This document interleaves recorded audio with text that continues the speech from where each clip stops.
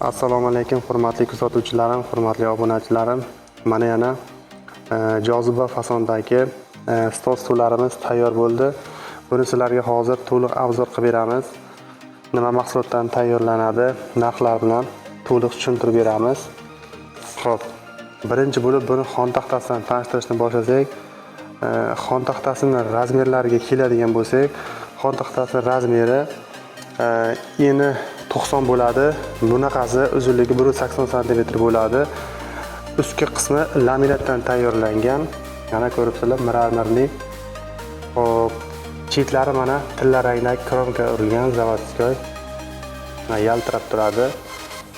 Hop, pastki qismlariga keladigan bo'lsak, pastki qismlari ham o'ta baquvvat profillardan ishlatilgan. Mana shunaqangi zinapoyaga o'xshab shunaqangi tepaga qarab naqsh qilingan. Hop, o'rindiqlariga keladigan bo'lsak, o'rindiqlari mana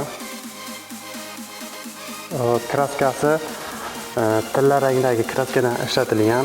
Bu o'ta chidamli kraska. Uncha bunchaga ko'chib ketmaydi, xudo xolasa. Materiallarni ham baquvvatidan ishlatilgan. Mana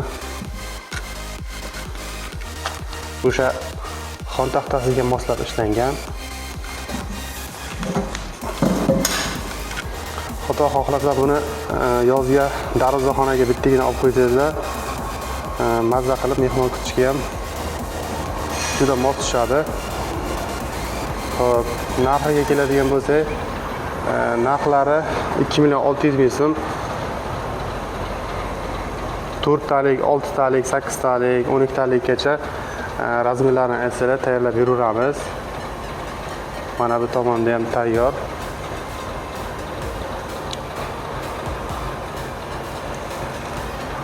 Manzillarimizni eslatib o'tamiz. Manzillarimiz Qashqadaryo viloyati, Qarshi shahri aeroport yo'lida.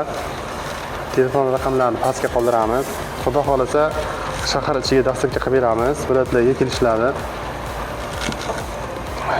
Ranglarini farqi yo'q. Ranglarini, materiallarning ranglari, xon taxtasining ranglarini o'sha klientimizning talablariga binoan yasab o'zgartirib beramiz. Mana shunaqa stollarimiz kimgadir qiziq bo'ladigan bo'lsa, marhamat olmoqchi bo'lsanglar, pastdagi raqamlarga aloqaga chiqasizlar.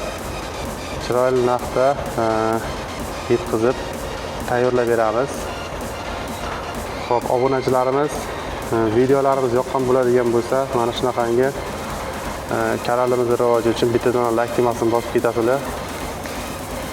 Keyingi efirlarda ko'rishguncha sog' bo'linglar, salomat bo'linglar. Xayr.